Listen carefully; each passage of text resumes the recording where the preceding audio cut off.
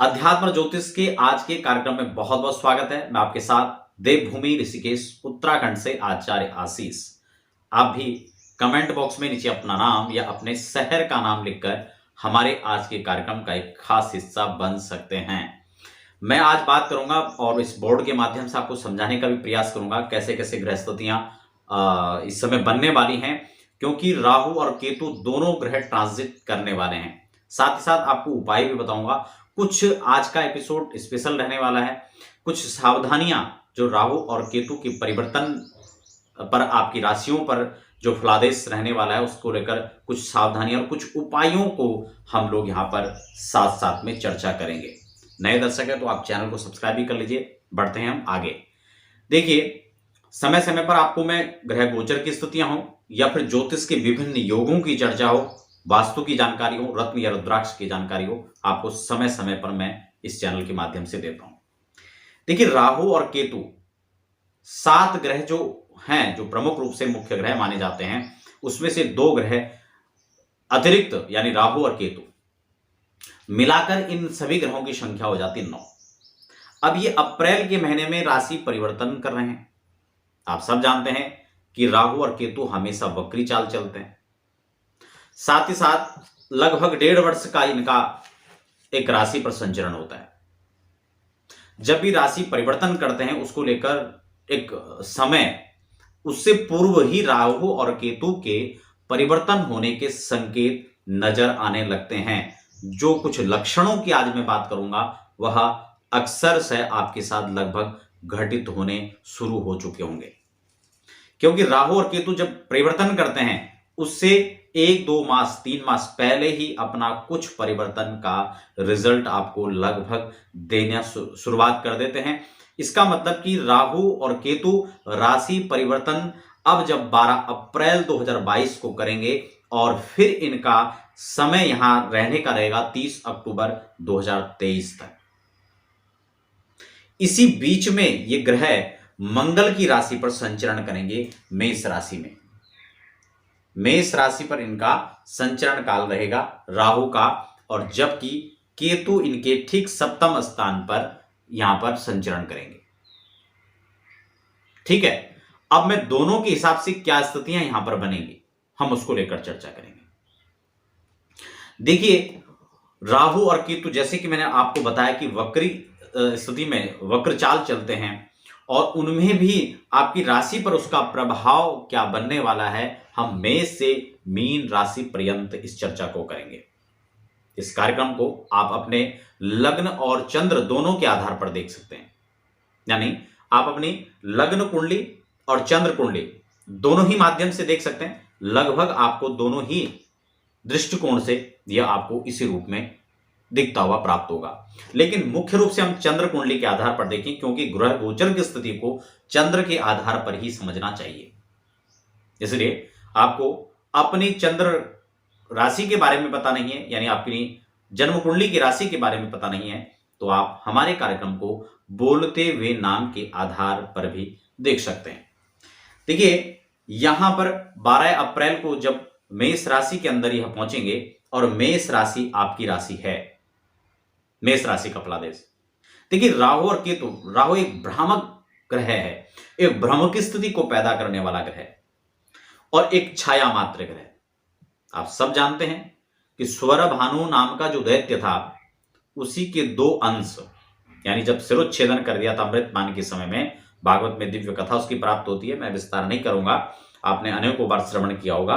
और उसी स्वरभानु नाम की दैत्य का जब सिर काट दिया था, क्योंकि ये अमृत पान करने के लिए सूर्य और चंद्र दोनों के मध्य आसन लगाकर बैठ गया था। बड़ा होशियार था, अमृत के कुछ बूंदों को पान कर लिया था। सूर्य चंद्र ने इसका विरोध किया और इस बात को प्रकट कर दिया कि यह राक्षस है और हमारी पंक्ति में आकर बैठा हुआ है। बस भगवान ने सुदर्शन चक्र से इनका उद्धार कर दिया, और इनके 2 भागों में, क्योंकि मृत्यु नहीं हुई, अमृतपान कर चुका था, इसलिए राहु और केतु बनकर आज भी सूर्य और चंद्र को ग्रसित करते हैं। देखिए, मेष राशि की हम लोग यहां पर बात करेंगे। मेष राशि पर जब राहु यहां पर रहेंगे और 7वीं दृष्टि आपके 7th हाउस पर उनकी रहेगी। देखिए, यहां पर खास बात जो लग्न में जब यहां पर राहु रहेंगे तो निश्चित रूप से मति भ्रम की स्थिति बनी रहेगी, संशय दिमाग में चलता रहेगा, काम में मन कम लगना, साथ ही साथ भ्रम की स्थिति पैदा होना, यह आपके साथ लगभग बना रहेगा। एक चीज यहां पर और भी हम लोग समझ लें, क्योंकि राहु और केतु की जब बात आती है, ये स्वतंत्र रूप से अपने आधार पर फल नहीं देते हैं। ये किस भाव में है उस पर भी निर्भर करता है, साथ ही किस ग्रह के साथ युति करके बैठे हैं उसका भी प्रभाव इन पर पड़ता है। उसके लिए मैं अलग से स्वतंत्र मैंने जब चर्चा की थी राहु केतु पर, आप उस वीडियो को देख सकते हैं प्लेलिस्ट में जाकर, चाहे महादशाओं की वीडियोस हो या फिर अंतरदशा, या इस रूप में राहु और केतु की अंतरदशा आपकी चल रही है तो भी आपको कैसे परिणाम प्राप्त होंगे वह भी आप समझ पाएंगे। इसमें स्वास्थ्य की भी यहां पर थोड़ा सा आपको ध्यान देने की उसके प्रति आवश्यकता है, और ठीक 7th हाउस में जहां राहु की दृष्टि रहेगी और केतु ऑलरेडी वहां पर विराजित होंगे, ऐसे में 7th हाउस से रिलेटेड जो चीजें हैं उन समस्याओं को यहां पर क्रिएट करेगा। दाम्पत्य जीवन की समस्या हो या फिर लव लाइफ की समस्या हो या फिर पार्टनरशिप में कहीं भी हम कोई कार्य करते हैं, बिजनेस करते हैं, व्यापार करते हैं, वहां पर ये भ्रम की स्थिति को पैदा करेगा, भ्रामक स्थिति बनी रहेगी। ऐसे में आपको बहुत सूझबूझ और समझदारी के साथ आगे अपने जीवन और दिनचर्या को निर्वहन करने की आवश्यकता है, जिससे बिछोह की स्थिति पैदा ना हो। जिन लोगों के खासकर दाम्पत्य जीवन के अंदर पहले से कलह क्लेश चल रहा है, वो लोग ध्यान रखें, यह स्थिति आगे बढ़ सकती है। केतु मिसअंडरस्टैंडिंग आपके बीच में करवाएगा और उससे विवाद, और विवाद से फिर अलगाव तक की स्थिति को ये यहां पर पैदा कर सकता है। ज्योतिष डरने का विषय नहीं है, डराने का विषय नहीं है, ज्योतिष समझने और समझाने का विषय है और उसको अनुकरण और फिर पालन में लाने का विषय है। इसलिए सावधानियां पहले, अगर हमें पता है कि गड्ढा बड़ा है, हम लोग उसमें कूद रहे हैं तो उतना आघात नहीं होगा, लेकिन अगर गिर रहे हैं तो हाथ पैर टूट जाएंगे, क्षति ज्यादा होगी। ठीक इसी प्रकार से ग्रहों का परिवर्तन सामान्य हमेशा होता है, पहली बार नहीं हो रहा है, लेकिन सावधानियां रखनी है क्योंकि यह आपके लग्न भाव से बैठकर 7th भाव को प्रभावित करेगा। जो भी कार्य आप करें सोच विचार कर करें, बहकावे में आकर न करें, जल्दबाजी में आकर न करें, क्योंकि इसी के कारक माने जाते हैं ये ग्रह। आपको उपाय क्या करना है? मेष राशि के जातकों के लिए कोई बड़ा उपाय नहीं, आप नियमित रूप से शाम के समय में हनुमान चालीसा का पाठ करें, मंगल की अनुकूलता बनी रहेगी और राहु केतु का दुष्प्रभाव नहीं प्राप्त होगा। बात अगली राशि वृषभ की कर लेते हैं। अगर वृषभ राशि की हम बात करें तो वृषभ राशि के लिए यह गोचर काल यहां पर होगा, यानी 12th हाउस के अंदर होगा। 12वें भाव में जब इनकी स्थिति रहेगी तो आप ये माने 6ठे भाव के अंदर यहां पर केतु विराजित रहेंगे। द्वादश पर बैठने से खर्च में बाहुलता रहेगी। वैसे मैं आपको बता दूं, क्रूर ग्रह यहां पर गोचर के अंदर में आकर के लग्न की स्थिति बहुत ज्यादा उसका बुरा असर भी नहीं कहा जा सकता, क्योंकि वो उस स्थान में जो है, क्योंकि 6-8-12 को जो है जहां क्रूर स्थान माना जाता है, वहीं उन पर क्रूर ग्रहों का कोई ऐसा आधिपत्य और प्रभाव को दुष्प्रभाव में नहीं दिया जा सकता। लेकिन फिर भी जन्म कुंडली का प्रभाव भी देखना यहां पर आवश्यक है। और वृषभ राशि के जातकों के लिए अगर द्वादश में अगर ग्रह चले गए हैं तो निश्चित रूप से अनाप शनाप खर्चा कराएगा। खान पान की स्थिति को प्रतिकूलताओं में बदलेगा। यहां पर आप ये भी मान के चलें, कहीं ना कहीं कोर्ट कचहरी में खर्च करा सकता है, विवाद के अंदर खर्च करा सकता है, दुर्घटनाओं जन्य योग को यहां पर बना सकता है। यहां पर ऋण की बात करें, रोग की बात करें, उन सभी चीजों को आपको थोड़ा सावधान और सजगता के साथ आगे बढ़ना चाहिए, क्योंकि ऐसी स्थितियां पैदा हो सकती हैं कि जो आपको विवाद में डाल सकती हैं, ऋण में डाल सकती हैं, आपको कर्ज में डुबा सकती हैं। इसलिए यहां पर आपको ध्यान रखना है। शत्रु पक्ष आपको पीड़ित कर सकता है, तो वृषभ राशि के जातकों को इस बात का ध्यान रखना है। और उपाय के लिए सबसे अच्छा, आपको अगर आपके आसपास जलाशय है तो आप राहु के दोष के निमित्त जो है उनके निवारण के लिए आप मछलियों को आटा का आप उनको गोलियां बनाकर खिलाएं, साथ में तिल और उसमें मिश्रित कर दें, तो आपको बहुत बेहतरीन लाभ होगा। और गौ माता को ग्रास खिलाना बिल्कुल ना भूलें। बात कर लेते हैं तीसरी राशि है मिथुन राशि की। आपका गोचर काल में एकादश भाव के अंदर जो है राहु का संचरण काल रहेगा। राहु यहां पर धनागम की स्थिति से देखा जाए तो आपको प्रभावित नहीं करेगा, लेकिन फिर भी आपको एक चीज का यहां पर ध्यान रखना है कि पंचम के स्थान में केतु की स्थिति रहेगी यहां पर। और जब केतु की सिचुएशन यहां पर बनेगी गोचर के अंदर आकर, तो एक बात निश्चित है कि आपको संतान पक्ष से यह चिंतित रखेगा। संतान पक्ष में यहां पर आपको कठिनाइयां आ सकती हैं। अगर आप बेबी प्लान कर रहे हैं तो भी यहां पर समस्या है उन लोगों के लिए।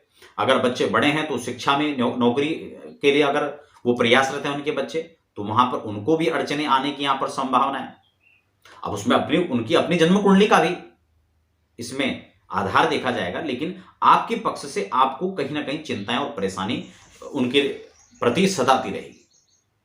उसके बाद अगर हम बात करें तो कहीं ना कहीं गलतफहमी का शिकार, ऐसे में व्यक्ति गलतफहमी का इसमें बहुत ज्यादा होती है। और आकस्मिक खर्च के साथ साथ आकस्मिक धन लाभ दोनों की स्थिति आपके साथ बनी रहेंगी। अगर आप शेयर मार्केट में, जुए में, कहीं ना कहीं इनमें निवेश करते हैं, शेयर सट्टे में आप पैसा लगाते हैं, उससे आप अर्निंग करते हैं, तो यहां पर आगम की स्थिति भी प्रकट होगी, तो वहीं अचानक से व्यय की स्थिति भी बनी रहेंगी। आपको क्या करना चाहिए? सुंदरकांड का पाठ आप करें, यह आपके लिए अत्यंत श्रेष्ठ और लाभकारी सिद्ध होगा। बात हम कर्क राशि की कर लेते हैं, जिनके लिए आपके 10वें भाव के अंदर राहु का गोचर काल रहेगा और वहीं 4थे भाव में केतु विराजमान रहेंगे। बड़ी स्थिति यहां पर अनुकूल प्रतिकूल दोनों ही इसको कहा जा सकता है। खास बात यह भी है कि पिता के साथ वैमनस्य होना, माता पिता के स्वास्थ्य पर प्रभाव, यह यहां पर राहु के गोचर काल में देखा जाएगा। किसी भी प्रकार से अपने अगर जिनके साथ आप सर्विस करते हैं, कहीं जॉब करते हैं, आपके बॉस हैं, आपके सीनियर अधिकारी हैं, उनसे आपको बिल्कुल भी नहीं उलझना है। इस समय आपको जी यस इन्हीं शब्दों का इस्तेमाल करना है तो अच्छा आपके लिए। प्रमोशन की तैयारी कर रहे हैं, आपकी व्यवस्थाएं बन जाएंगी, लेकिन ध्यान आपको यह भी रखना है कि कहीं भी आपको शासनिक प्रशासनिक क्षेत्रों के अंदर अपने आप को अधिक बोल करके, अति उत्साह में आकर के आपको कार्य नहीं करना है। सूझबूझ और समझदारी के साथ आपको निर्वहन करना है। पारिवारिक भी देखा जाए तो सुख में कमी आ सकती है, परिवार के अंदर वाद विवाद की स्थितियां बन सकती हैं। कोई भी हम नया कार्य करना चाह रहे हैं, उसमें अड़चन की स्थितियां आ सकती हैं। बहुत सारी चीजें हैं जो यहां पर प्रतिकूलताओं को भी दर्शा रहा है, लेकिन ध्यान रहे कि हमें अपना धैर्य नहीं खोना है। स्वास्थ्य के प्रति भी थोड़ा सा यहां पर नरमी देखी जा सकती है, उस चीज को भी आपको ध्यान में रखना होगा। लेकिन कहीं ना कहीं उन लोगों के लिए भी अच्छा है जो लगातार कहीं ना कहीं शासनिक प्रशासनिक कार्य क्षेत्र में आगे बढ़ने का प्रयास कर रहे थे। वहां को राहु उनको सफलताओं का भी यहां पर योग बनाने वाला है उन लोगों के लिए, उसका भी यहां पर बेनिफिट्स मिलेंगे। मैं नेक्स्ट वीडियो में चर्चा करूंगा कि राहु के क्या आपको सुखद परिणाम यहां पर देखने को मिलेंगे, लेकिन फिलहाल सावधानी की हम बात कर रहे हैं। तो इन चीजों को आपको ध्यान में रखना है। कोई आपको यहां पर घबराने की भी आवश्यकता नहीं है, सहज है, गोचर आता है जाता है, कोई बड़ी बात नहीं है। हर साल इसका हर 1.5 साल के अंदर राहु केतु राशि परिवर्तन करते हैं, कोई विशेष यहां पर ऐसा नहीं है। लेकिन सावधानियों को लेकर कार्यक्रम में आपको यहां पर जोड़ दिया जा रहा है। भगवान भोलेनाथ की आराधना करें, सब कुछ ठीक हो जाएगा। हम बात करते हैं सिंह राशि के लिए। सिंह राशि का गोचर भाग्य भाव के अंदर होगा। भाग्य भाव में राहु यहां पर बहुत अच्छा नहीं रहेगा। भाग्य में अड़चन बाधा इसको निश्चित रूप से यहां पर पैदा करेगा। और साथ ही साथ तृतीय स्थान में जब केतु रहेंगे तो आप ये भी मान के चलें सिंह राशि के जातकों के लिए यहां पर आपको धैर्य से काम लेना होगा।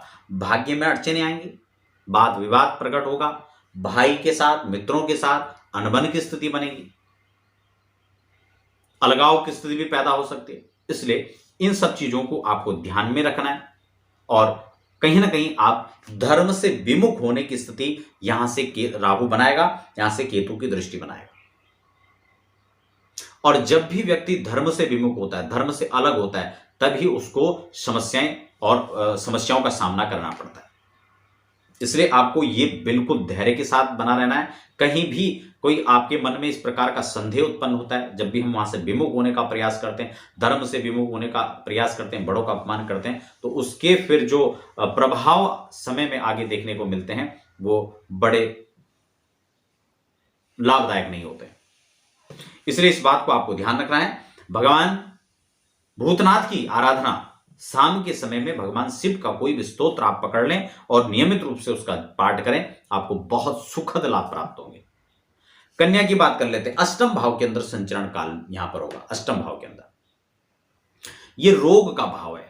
यहां पर गुप्त रोग की जो समस्या है वो उत्पन्न हो सकती हैं, उदर की समस्याएं उत्पन्न हो सकती हैं, और कोई भी ऐसा रहस्य जो आपका गुप्त था वो प्रकट होने के योग बन सकते हैं। सजग रहें, सावधान रहें, वाणी का पूर्ण संयम बनाकर आपको रखना है। केतु यहां पर रहेंगे, परिवार के अंदर हो विवाद की स्थिति हो सकती है, भ्रम की स्थितियां पैदा हो सकती हैं, स्वास्थ्य की समस्याएं यहां पर हो सकती हैं। इसलिए इन सभी बातों का आपको ध्यान रखना है, और कोई भी समस्या हो स्वास्थ्य संबंधित तो आपको उसको हल्के में बिल्कुल नहीं लेना है, क्योंकि अगर आपने उसको हल्के में लिया तो वो वहां पर बड़ा हो सकता है, दुर्घटनाओं जनित योग बन सकते हैं। सब चीजों से सावधान रहना है, घबराने की आवश्यकता बिल्कुल नहीं। शाम के समय हनुमान चालीसा का पाठ करना बिल्कुल नहीं भूलना है। यह आपके लिए सटीक और सुंदर उपाय हो सकता है, जिससे आप इसके समस्याओं से आप निजात पा सकते हैं। खास बात आपको यह भी ध्यान रखना है, जो शेयर मार्केट में निवेश कर रहे हैं, सट्टे का कार्य करते हैं, कहीं ना कहीं लॉटरी के कार्य करते हैं, तो उन लोगों को इसके बेनिफिट्स भी यहां पर प्राप्त होंगे। राहु केतु यहां पे अप्रत्याशित धन लाभ भी आपको कराने वाले हैं, लेकिन धन के आगम के साथ साथ व्यय का भी आपको ध्यान रखना है कि वो पैसा हम लगाएं कहां। अप्रत्याशित लाभ आपको प्राप्त होंगे इसमें।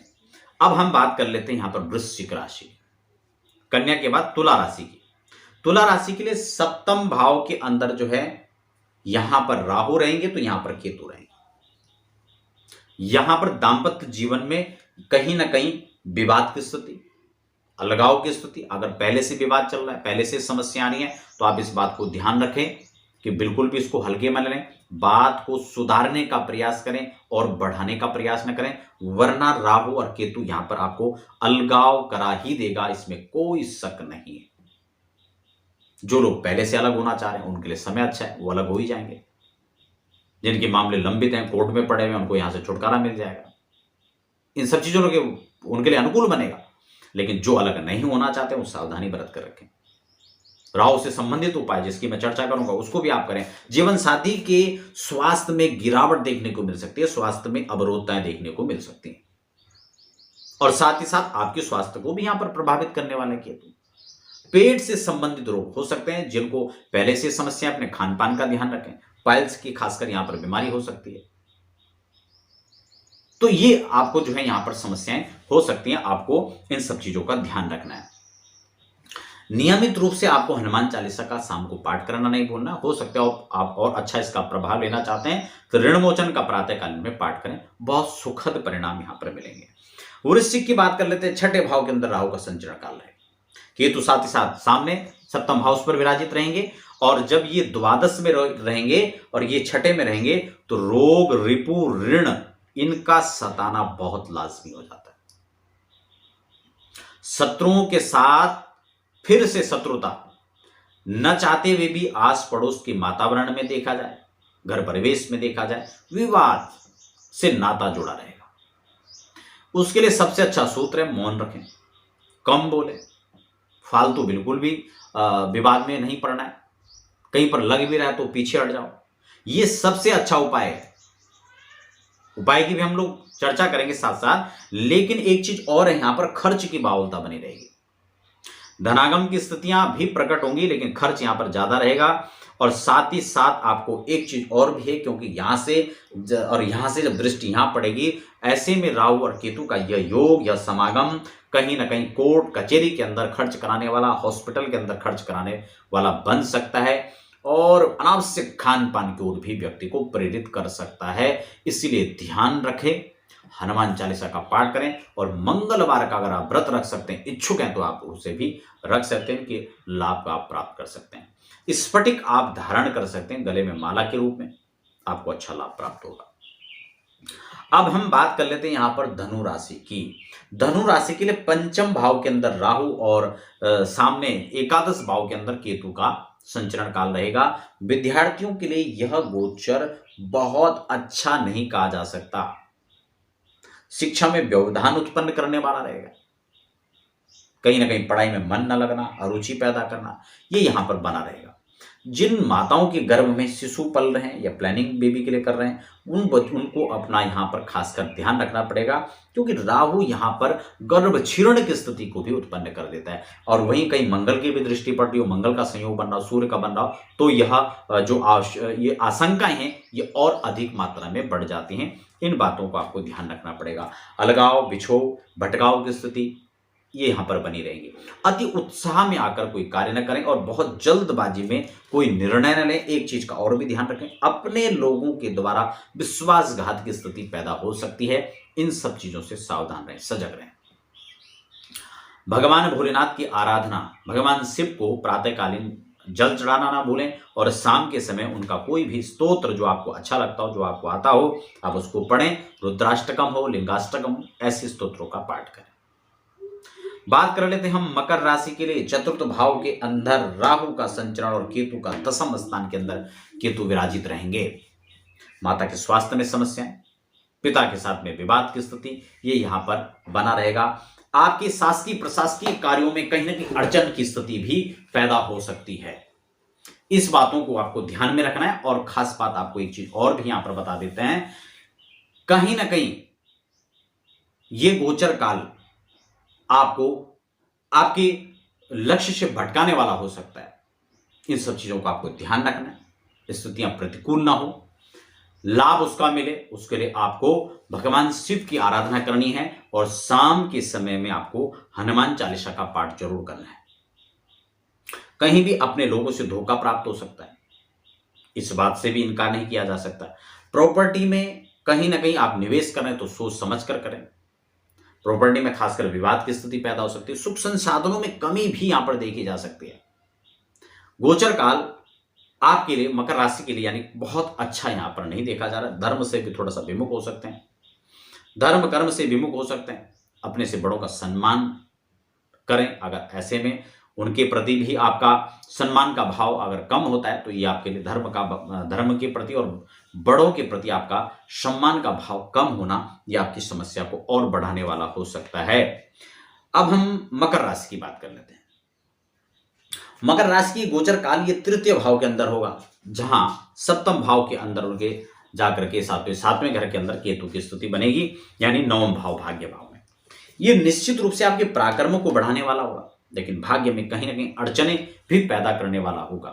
राजनीति से जो जुड़े हुए लोग हैं, चुनाव का माहौल रहा है, कहीं ना कहीं उन लोगों को यहाँ पर राजनीतिक संवैधानिक लाभ उनको यहाँ पर प्राप्त हो सकते हैं। फिर भी यहाँ पर भटकाव और जल्दबाजी की स्थिति यहाँ पर बनी रह सकती है। ऐसे में आपको थोड़ा सा परहेज करना चाहिए, जल्दबाजी में आकर कोई निर्णय न ले, यह आपके लिए अच्छा रहेगा। कहीं ना कहीं यहाँ पर एक चीज और भी देखा जा सकता है कि अपनों के साथ में कहीं ना कहीं अलगाव की स्थिति और कहीं ना कहीं सोच सामंजस्य की स्थिति को भी यहाँ पर बहुत अधिक अच्छा नहीं देखा जा सकता। उसमें थोड़ा सा कहीं ना कहीं मनमुटाव की स्थितियां बनी रह सकती हैं। भगवान हनुमान जी की सन्निधि आप ग्रहण करें, हनुमान चालीसा बजरंग बाण का पाठ करें। यह गोचर काल आपके लिए अच्छा लाभदायक रहेगा। बात कर लेते हैं मीन राशि। देखिए, मीन राशि के लिए यह गोचर काल द्वितीय भाव यानी धन भाव के अंदर रहेगा, जबकि आपका अष्टम भाव के अंदर केतु की स्थिति रहेगी। ऐसे में परिवारजनों के साथ, पारिवारिक जनों के साथ कहीं ना कहीं वाद विवाद प्रकट हो सकता है। पेट से संबंधित समस्याएं उत्पन्न हो सकती हैं और कुछ इस प्रकार की समस्याएं जो पकड़ में ना आए, हो कुछ रहा है पता नहीं चल रहा है, डॉक्टर नहीं पकड़ पाएंगे, इस प्रकार की समस्याओं का जो है संयोग बना रहेगा। इसलिए हल्के में न लें, स्वास्थ्य का ध्यान रखें। रोग ऋण की स्थिति जो है यहां पर बढ़ सकती है, इसलिए खासकर अपने खान पान का ध्यान रखें, अपने नियमित दिनचर्या को संभाल कर रखें। दुर्घटनाओं जैसी भी स्थितियां पैदा हो सकती हैं। अष्टम भाव आपके रिसर्च का, कोई आप रिसर्च कर रहे हैं, आप इस समय को रिसर्च में निकाल सकते हैं, उसका आपको लाभ मिलेगा। दुर्घटनाओं की स्थिति बनी रहेगी, इसलिए आपको बहुत सावधानी के साथ वाहन चला रहे हैं, इसमें आपको जल्दबाजी नहीं करना है, सुरक्षा का ध्यान रखना है। लेन देन में आप थोड़ा सा इसमें अपना ध्यान रखें। कर्ज आपको किसी को दें भी ना और कर्ज लेने से भी परहेज करें। अगर आपने कर्ज दिया तो पैसा लौटने की स्थिति में कम हो जाएगा, और आप अगर लेते हैं तो आप भी देने की स्थिति में पीछे हट जाएंगे। ऐसे में आपको लेन देन पर आपको खासकर ध्यान रखना है। एक चीज और भी है, ऐसे में आपको कहीं ना कहीं भ्रम की स्थितियां, भूत प्रेत आदि इस तरह के भय बना रहना, असामाजिक तत्वों का प्रवेश, नजर बाधा आदि का, नेगेटिविटी का जो दौर है वो बना रहेगा। इसलिए इन चीजों को भी आप संयोग का इसका ध्यान में रखें और इन सब चीजों का दुष्प्रभाव न हो, इसलिए हनुमान जी की साधना करें, भगवान भूत भावन की साधना करें। ऐसे में आपको उसका दुष्प्रभाव कम होगा और आपको उसके लाभ प्राप्त हो सकते हैं। तो दर्शकों, आशा करता हूं मेष से मीन राशि पर्यंत जो हमारी आज की चर्चा थी राहु और केतु राशि परिवर्तन का, वो आपके अनुकूल रहा होगा। काफी कुछ आपको समझने को मिला होगा, काफी सावधानियां, उपायों पर आप लोगों ने फोकस किया होगा। वीडियो से संबंधित, एपिसोड से संबंधित कोई भी जानकारियां हैं, आप नीचे नहीं समझ में आया तो कमेंट बॉक्स में लिख सकते हैं। और व्यक्तिगत जानकारी, चाहे जन्म कुंडली हस्तलिखित बनवाना हो, दिखवाना हो, किसी प्रकार से एस्ट्रोलॉजिकल सॉल्यूशन आप चाहते हैं अपने घर बैठे हुए ऑनलाइन, तो उसके लिए आप हमारी वेबसाइट पर लॉगिन कर सकते हैं, वहां पर समय ले सकते हैं, या लगातार जो नंबर नीचे भी चल रहे हैं उस पर भी आप व्हाट्सएप पर समय लेकर चर्चा कर सकते हैं और जानकारी प्राप्त कर सकते हैं। फिलहाल आप बने रहो और हमें दीजिए इजाजत। धन्यवाद।